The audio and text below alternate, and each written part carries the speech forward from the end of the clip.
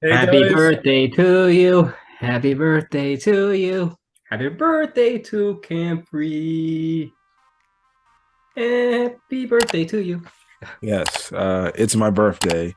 Even though I uploaded two videos today, they were actually pre-recorded videos. My manga chapter reviews were actually pre-recorded, from yet last night. But yes, today's my birthday. So if you want to wish me happy birthday in the comment section, you're more than welcome to. Anyways, let's get to Bleach. Bleach Thousand Year Blood War. We missed last week because, again, just probably for like this is the second last video I can bring this up, but I came down with the vid and or not the vid, the Rona, and I was sick pretty much the entire week, so I didn't get to talk about what happened in Bleach last week. And Bleach last week was absolutely crazy. Um, just going over some things that happened from last week. The fact that Yamamoto is dead. The- yeah, that was one of the most brutal anime deaths in anime history, man. I did He, not see that shit coming. I did I not did. see that shit. I mean, honestly, we should have saw that coming because the episode before that, we clearly saw saw saw him get sliced and right there. Yeah. Yamamoto is pretty much erased from existence now. Like, Yeah. not only was he cut in half, the episode literally starts off, which surprisingly enough, last week's episode actually flashes back to the past, which was funny because when you go back to last week, a few days leading into that episode, they revealed the manga of Bleach revealed the designs of the original Gote 13. Um and the crazy part is this week or last week, they put those designs, the original Gote 13 members, in that week's episode, which I was like, I'm not into this Bleach lore and everything, but I knew about the news about the original Gote 13 squad captains being revealed. And then seeing the episode were absolutely crazy. Just seeing what the original, I guess, members were. Now we do know one main member that's currently on the right now, the squad right now that was there. Unohana was on the original 13 court guard squads. She had her, the only difference is she had her hair all long and she looked more like a brutal freaking killer, which in this week's episode, we see how a squad zero member said, you can't just stick around and heal. I think it's time you get involved in the fighting, which I don't know that means that Unohana is like a brutal killer, but we haven't seen her fight, and she gives off that vibe like she can fuck your shit up. Yeah, and we can see what she's capable of back then. So Yeah. The original 13 Court God squad members, along with Yamamoto, they look, just from the little quick cuts we got, they look like they were brutal MFers. Like they had no regard. So just say if Ichigo, I don't know, went to go save Rukia, just it was this court guard squad members, I think him and his friends all end up getting killed. yeah, unfortunately, that's true. Because all of them look like the type of people that mean no absolute nonsense. They're just bloodthirsty. And even Yuha Bach makes a mention as the lifeless body of Yamamoto's there. He's like, you see, you guys, you Soul Reapers failed to keep your bloodthirsty ways. You guys ended up becoming more peaceful, if anything, after our war. And we see how in this flashback, pretty much the first time the Quincy's tried to raid the Soul Society, we see how the 13 Court Squads just absolutely killed a whole chunk of Quincy's. Hmm. And we see how, in a way, we even get more back story with Sasakibe. He actually played a part in defeating you in Yamamoto defeating you Habak all those years ago, all those 1,000 years ago. So it makes sense why Yamamoto was pissed about Yuha Bach and the Quincy's killing Sasakibe. But just seeing his whole body from the episode just literally be cut off, his whole torso, and then Yhwach just absolutely just disintegrates it into nothing. There's like nothing left. Not even the ashes are left. Nothing. I'm just like, wow, this is crazy. Crazy is an understatement. Yeah. Ichigo finally gets to the Soul Society. He finally gets there. He finally breaks open. He's badly wounded, just breaking out of the cage. And we have this crazy emotional scene with him and the lifeless body of Byakuya. And pretty much Byakuya's plea was to tell him, like, and it's interesting because Byakuya again, he even makes mention, like, he never does this, like, to ask a human pretty much, to do this. You have to imagine how much hit of a pride it had to be for Byakuya to admit this. Mm-hmm. And he pretty much tells Ichigo, protect the Soul Society. And Ichigo, shockingly, I was shocked. I'm like, we're getting Ichigo versus Yhwach right now? Oh my gosh. And it was pretty much a smacking by Yhwach. Yhwach pretty much easily beat Ichigo. I mean, Ichigo did hold his own for at least a little bit. Surprisingly. Little bit. I mean, you saw how they were clashing. Ichigo did the best he could, in my opinion, but he still got smacked. Mm-hmm. Now the interesting part in this fight is there was a part where Yhwach actually goes in and stabs Ichigo in the neck, but it has no damage, and we actually see the blue like cellular lines in Ichigo, and Yhwach's like, oh fuck, that shit's activated. Pretty much we find out that Ichigo is apparently a Quincy.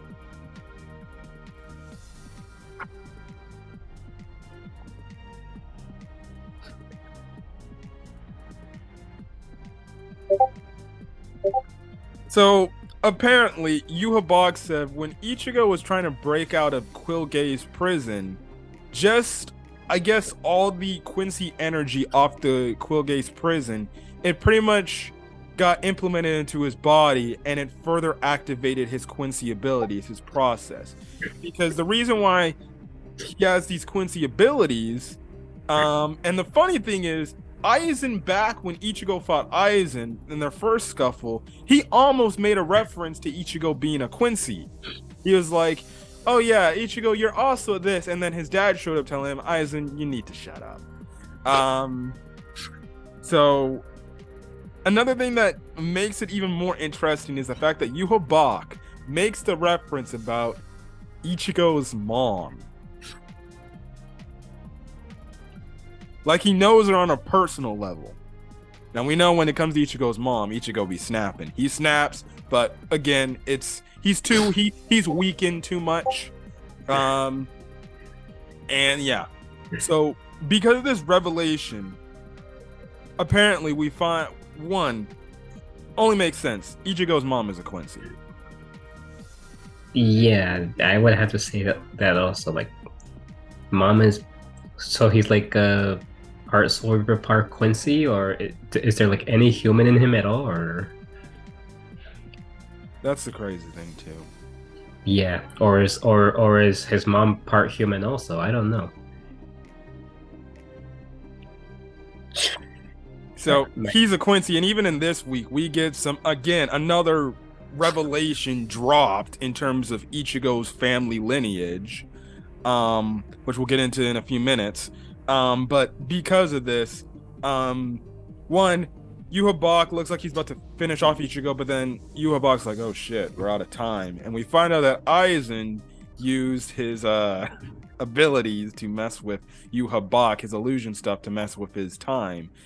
And pretty much they had to go away. Pretty much Yhwach's like, don't worry, Ichigo, use son born in darkness.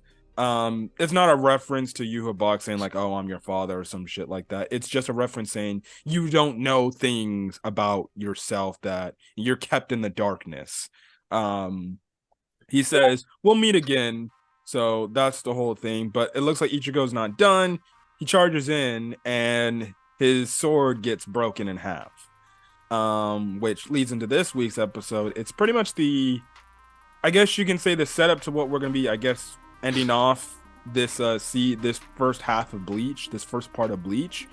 It's just again a setup, and this episode was interesting from this standpoint. One, we found out that Ichigo's sword cannot be repaired because it was actually in his Bankai state. So it seems like he lost his Bankai again. Because Mayuri said, I can't fix the sword, especially if it's in a Bankai state, so your Bankai is pretty much gone from what it sounded like. Yeah. Also, we just see good God, all these damn casualties, man. All these people just battered, bloodied, and bruised. It was so bad. Freaking some Soul Reapers were like, forget the dead bodies. Don't worry about the dead bodies. Get anybody you can find that at least may look like they could live. Like, they really hit rock bottom, man. They got effed. Yeah, you can clearly tell. Yes. We actually get some shocking news that I thought these characters were going to die, but who do we find out that are surprisingly still alive? So they made us go through all that emotional trauma over nothing, basically. I wouldn't say it's nothing, but I guess I can understand where you're coming from. Yeah. Apparently Byakuya is dead. Kenpachi, I can kind of... No, Byakuya is alive. They said Byakuya... Yeah. You said he's dead. No, I was gonna say... Kenpachi, obviously, I knew he was gonna live, but Byakuya? Man, they really threw us for a loop right there. Yeah. Shockingly, they said he's actually still alive, and I was like, oh, wow. Now, the only reason why I feel like maybe he's still alive is probably because Byakuya is a fan favorite character. Yeah, it would be a freaking thing. It would be a tough thing. Ichigo actually meets up and talks with Rukia for a bit, just to see how she's doing and everything. Again, you kind of get some funny banter back and forth between the two. But Ichigo actually ends up getting called away because apparently we find out that Squad Zero actually wants to see him. Yeah, Squad Zero. Yeah. Interesting characters. Yeah, they definitely are interesting. The one thing that is also made a mention is Rukia we know Rukia, she knows Ichigo very well, and she knows when he's bothered by something or when he's A-okay, and she pretty much tells Shinji, like, are you sure Ichigo's alright? He looks like something's bothering him, which we know what's bothering Ichigo because Ichigo's like the master at not telling his friends what he's internally going on. I still remember the arc when he wasn't telling his friends that his freaking hollow self was getting out of control, and it wasn't until Rukia came back to tell him, like, listen, you need to stop being a pussy, pretty much. But Rukia knows that there's something going on with Ichigo, and we know it's this revelation that Ichigo has got in regards to his mom, and the fact that pretty much Ichigo, I think, at this point is putting two and two together to realize that he's actually a Quincy. So it's gonna be interesting. To say the least. But we actually get an update in terms of Uehara. They're actually A-okay. Which we got some information earlier in the episode. But Uehara, my girl Orihime, Chad, they're all A-okay. Now we don't know. I don't know what happened with them. But we get a quick hint to see who we know it is, and we see the little hole in his chest, and he's like, "Is that Ichigo?" And I'm just like, "Oh yeah, motherfucker, it's the boy. It's the boy." Yeah, they try to hide him away from Ichigo, but I think Ichigo knows who it is. It's Grimmjow. We see Grimmjow. We don't see his face reveal yet, but we see his torso, and we know it's Grimmjow. And the way he's talking about Ichigo, we know how much, I guess you can say, he likes him some Ichigo. Well, he wants to fight him, but you know.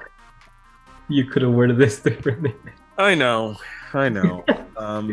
It was interesting.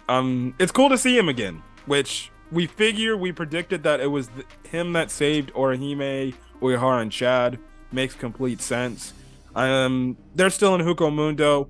More than likely they're gonna help them out with this situation, and it seems like the Iran cars are probably gonna help out in this whole thing against the Quincy's more than likely. So yeah. Cone actually returns. Yeah, I've been wondering about him. I haven't seen him the entire time. Yeah, Okay. so apparently, I'm guessing Cone was taken to the Soul Society after Ichigo originally lost his soul power, from what I'm guessing. Mm-hmm. So he's been there with Kurotsuchi, running around, acting like a damn fool, like he always is. Yes. Yeah. We did not get a Ichigo and Cone reunion moment where he's like, "Oh, Ichigo, it's you."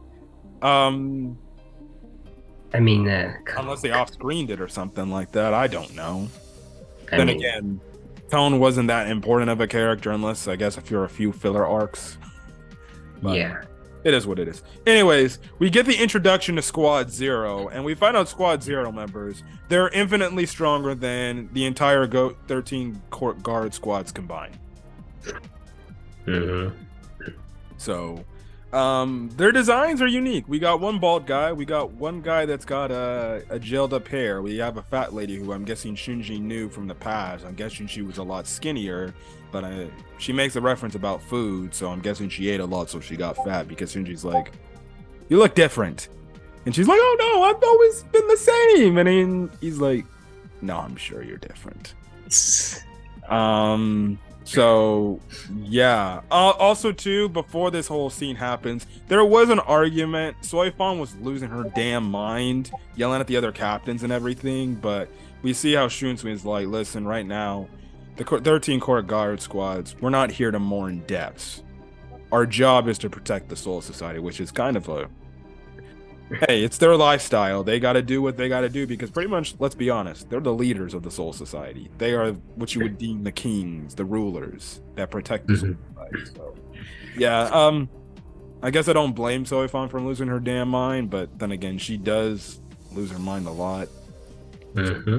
I like her character, but my problem with Soifon is she is very hard-headed. Mm-hmm. Yes. Constantly abuses her subordinate also. So, yeah. What were your thoughts on Squad Zero? They were unique, just to say the least. They were unique, yeah. They're really laid back considering what happened. Yeah, which Soifon actually makes a mention in, but at the same time, they have some seriousness, and they're like, "Bitch, it isn't our job to protect the Soul Society. It's your job. And guess what? You're the motherfuckers that failed. Not us." But I was like, damn. These guys treat these guys with no respect. Yeah. With good reason too, they're actually much stronger.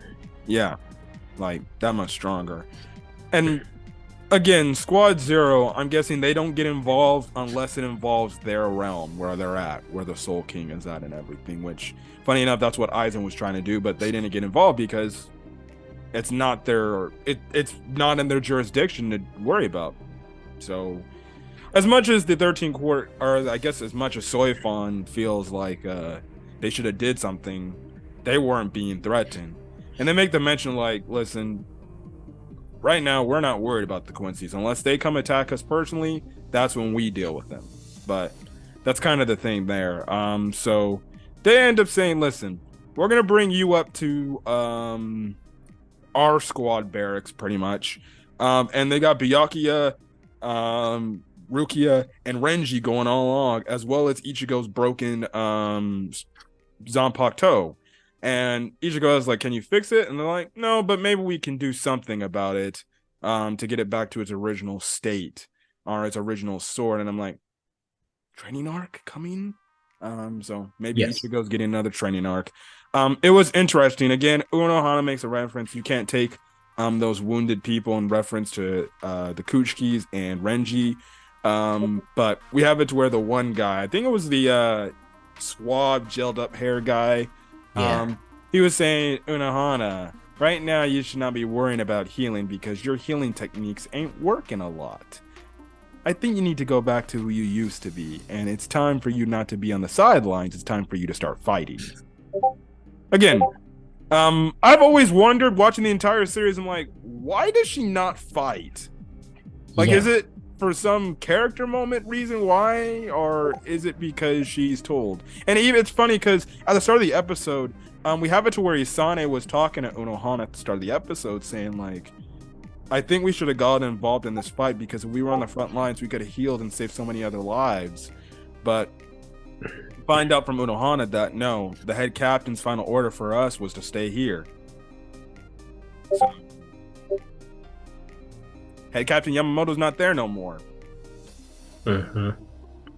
Hey, listen, the Squad Zero guy makes a good point. What the fuck are you doing? If your healing techniques ain't working, which, let's be honest, some of these characters, none of these characters being nursed back to like 100% health. They're, if anything, they're like on, like they're just barely getting back to consciousness. Or they're barely living. So it's like, Unohana, what are you gonna do? Are you gonna stand there and do nothing, or are you gonna go fight? So I'm glad that it looks like Unohana's gonna start fighting, and it's gonna be interesting to see what she can do. Let's not speak too soon. I feel like they might not do that. I I think feel- she's gonna. I think they're gonna have her get involved in fights now. It only makes sense. Mhm. I hope so. I hope so. So, yeah.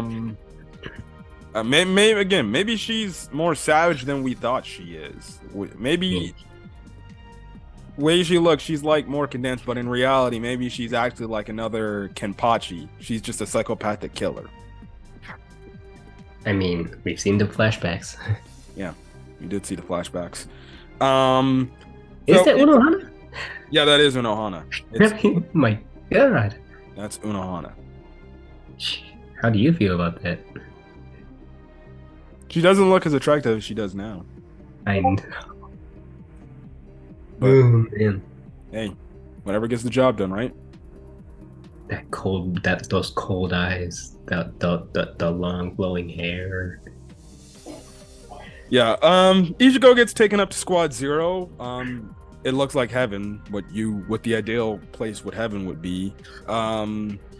Obviously, the Squad Zero members, they make a reference about Aizen wanting to come with the Oaken and everything. They make the references. The one chick makes the reference like, yeah, Aizen was pure evil, but they're like, yeah, but you see, the Quincy's. You thought Aizen was evil. Oh well, the Quincy's are on another level, which again is showing the hinting the fact that the Quincy's Yhwach and the Quincy's seem more of a threat than what Aizen was giving us, which makes sense. Yhwach has Yamamoto's Bankai in his arsenal now, so I think that officially makes him the strongest character in the series right now. So yeah, apparently, Ichigo is along with Rukia, Renji, and Byakuya. They're in these hot springs healing up their wounds and everything. It was absolutely hilarious comedy right there, and because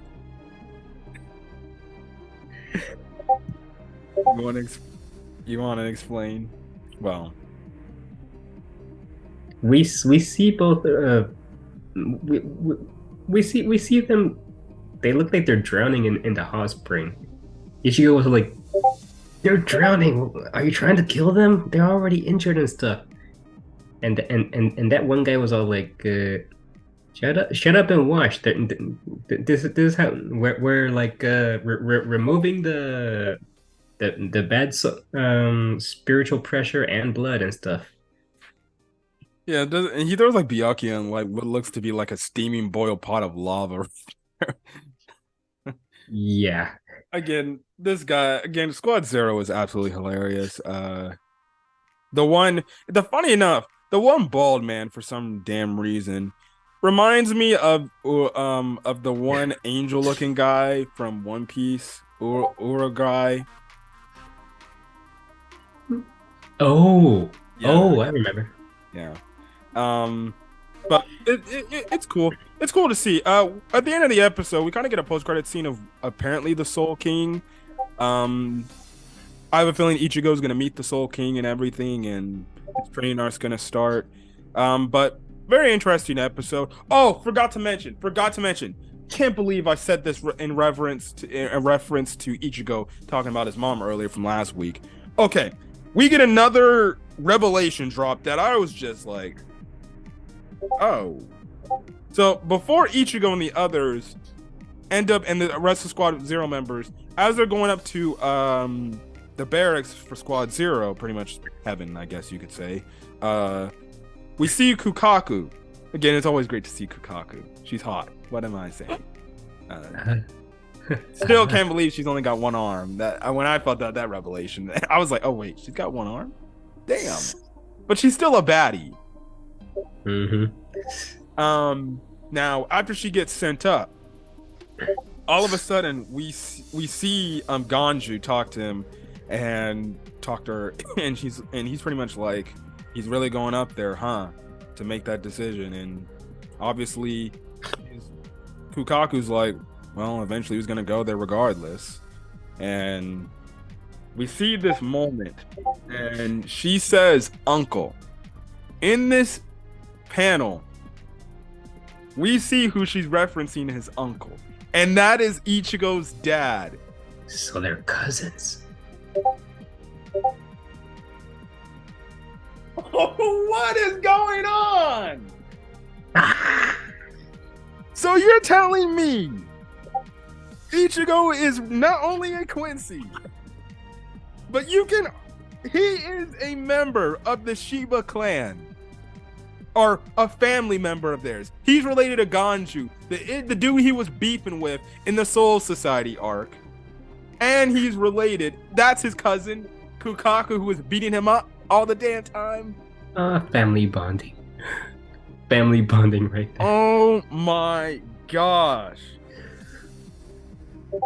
I knew Ichigo's dad had some sort of thing with the Soul Society and everything, with him wearing a captain's thing. He might have actually been a captain or something like that at some point on the 13 Court Guard squads. And then for some reason he came to the world of the living and just lived out there. Maybe it's because he married a Quincy woman. Makes sense. And they just, I guess, what is that word? Disbanded him. Did the same thing that they did to Uehara and Yoraichi. My God, dude. Just getting this information, the fact that Ichigo is not only a Quincy, he's related to Kukaku and Ganju. His dad is the uncle to Kukaku. This man, Ichigo's dad, has a lot of explaining to do. Yeah. Ichigo's family tree is all over the place now. Holy shit, man. These freaking revelation drops. Which makes me question who was his brother or sister, which gave birth to them both. Who were they? That's my question. What do you mean? Who was his? Who gave birth to those two? Kukaku. Yeah.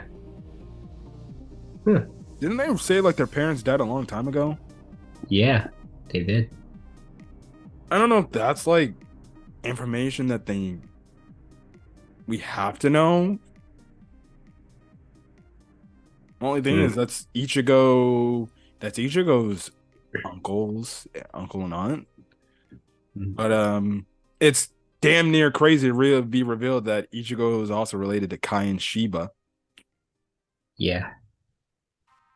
This episode, man, was that thing was the one thing about the episode that shocked me out of everything. I was just like,